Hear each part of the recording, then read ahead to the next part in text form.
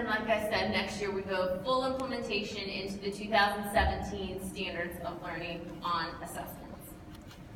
Okay, just as a quick reminder, the skills do spiral, so as I got into it this morning, just please remember that you do need to look before and after you, and as I stated earlier, for instance with that setting is fair to test in 10th grade, even though we don't come out and use the term setting in the standard. It's an expectation that students know that. So those kind of assessment items are fair. The information is in the curriculum framework. It does say it's not verbatim for testing, so just make sure you take a look at it. I'm going to apologize in advance that this presentation is going to be pretty dry because it's going to be going through policy. And I have to read a bunch of statements to you because they are the actual policy, and I can't misinterpret that or have you misinterpret that if I try to paraphrase. So please don't think that I'm trying to be rude or talk at you, but I really need you to understand what has actually been determined by the Board of Education, so I will be reading a lot of things to you. I'm not trying to insult your intelligence in any way. Okay, so very important, Friday, September 21st, 2018, a superintendent's memo, number 26018, went live on our website. People in your division level have access to this, but so do you. These are all on our website. They're all there for the public.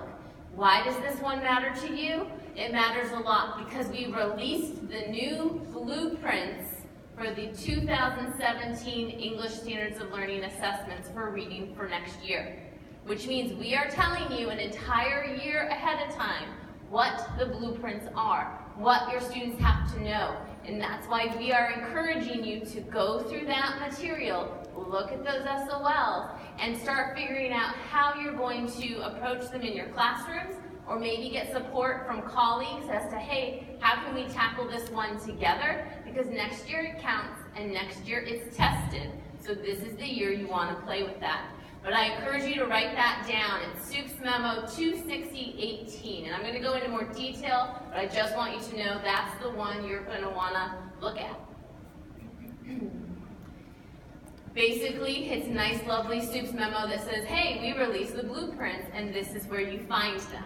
You find them by going to the instruction page, where we have posted our new standards of learning and our new curriculum framework, and as you can see with the red arrow, that is where you can find the 2017 test blueprints for 3rd through end of course reading.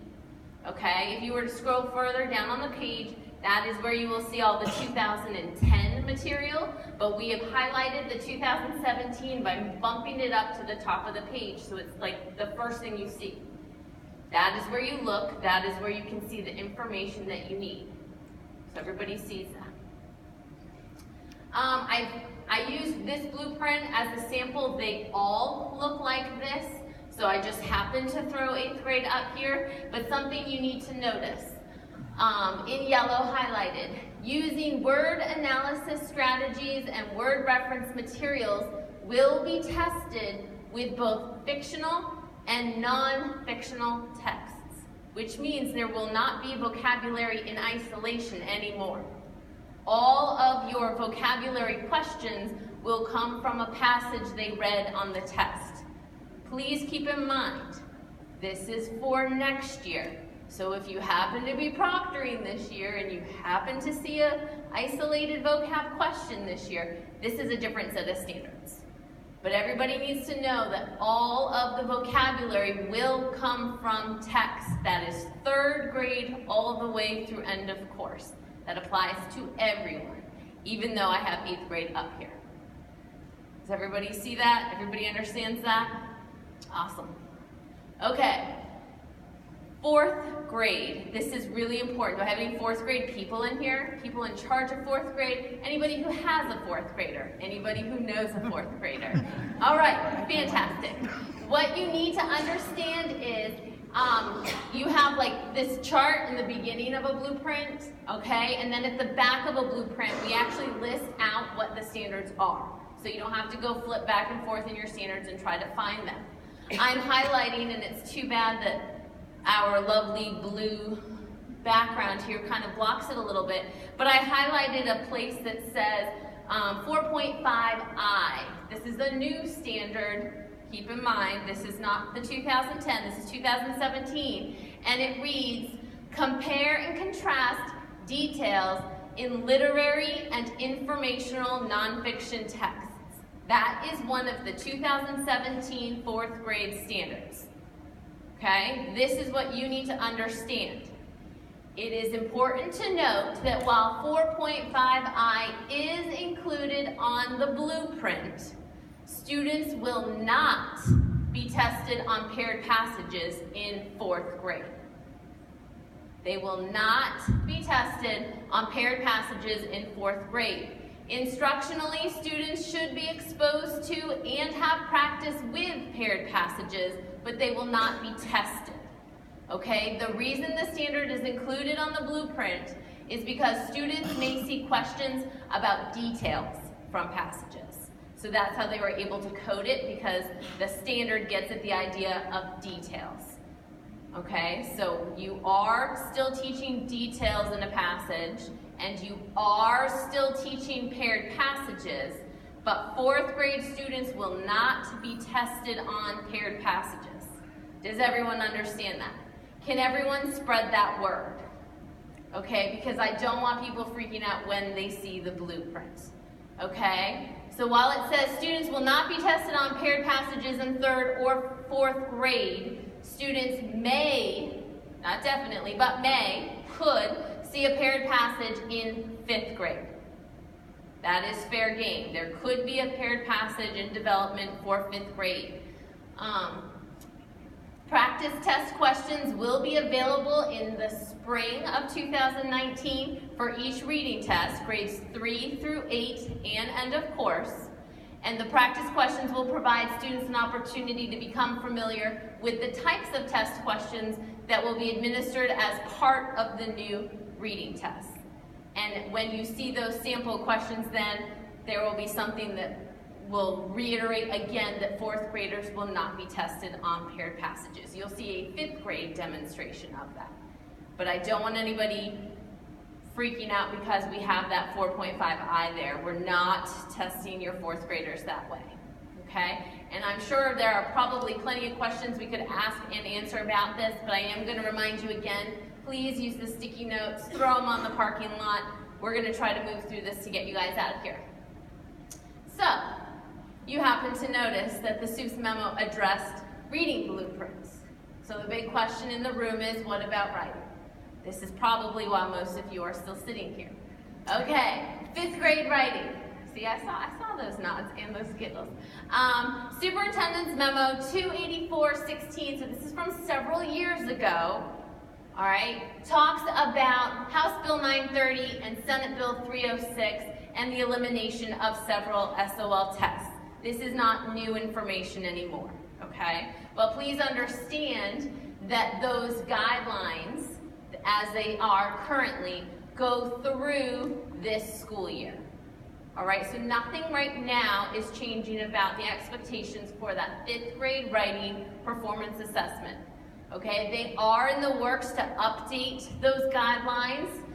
There could be changes as a result. We are working on a fifth grade rubric that will align to the 2017 standards. But right now for this school year, we are still working under the current guidelines for us that follow in SUPES memo 284-16. Okay, but please understand we are updating materials. They are bringing those guidelines before the Board of Education to update them and change them.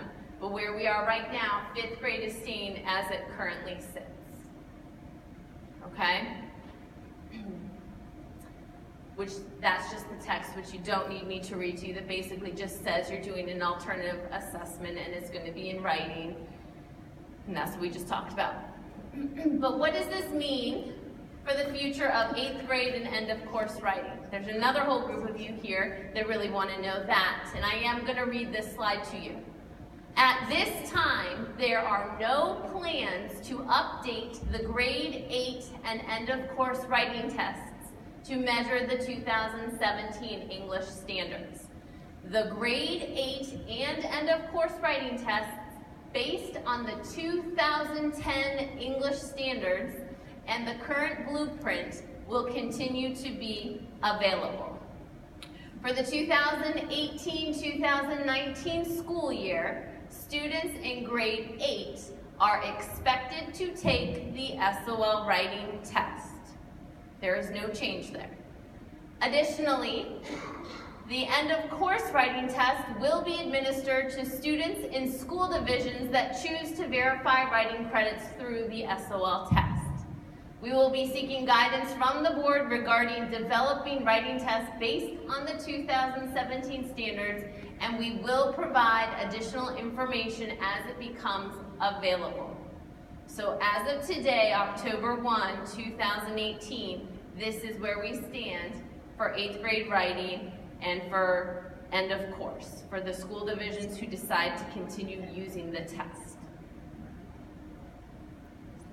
Okay, I will continue on. Verified credit in writing. This is probably the biggest change. How many of you are interested in hearing about this? How many secondary people do I have here? Okay, here we go. Again, I'm really sorry that I'm going to be reading a lot of this to you, but it's important and I want to make sure you understand exactly what the policy reads.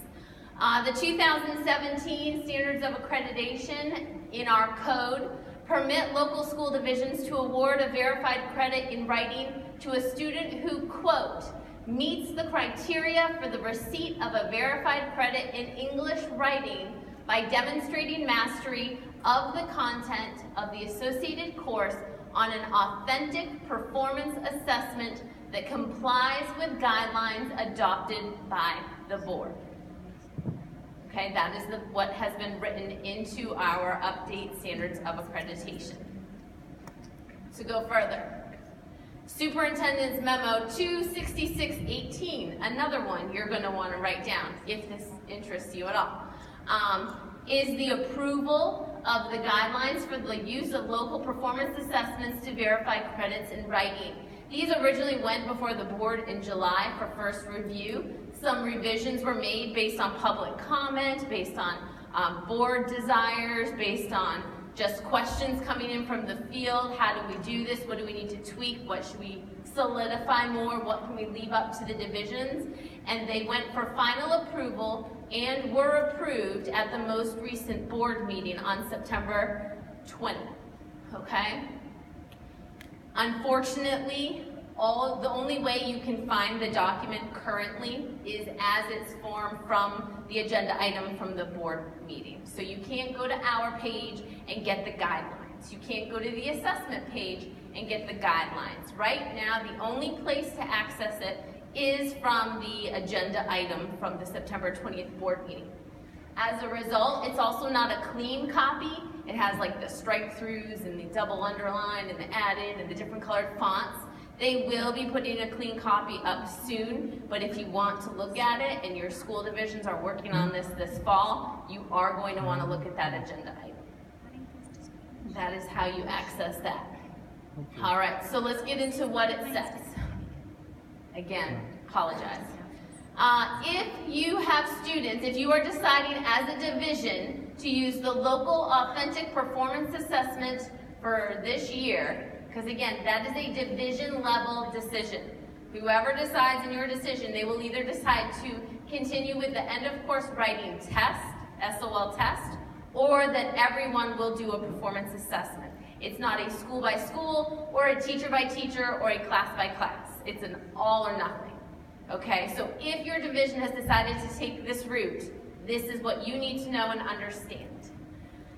For students who are in grade 11 English or beyond for this current school year, students who complete grade 11 English in the 18-19 school year or who have previously completed instruction in the grades 9 through 11 English Standards of Learning have been instructed in 2010. That's what our kids know, okay? So, as a result, the local performance assessments used to verify credits for those students must measure the SOL included in the current test blueprint for the end of course writing test, the 2010 SOL writing test blueprint, and you must include a persuasive writing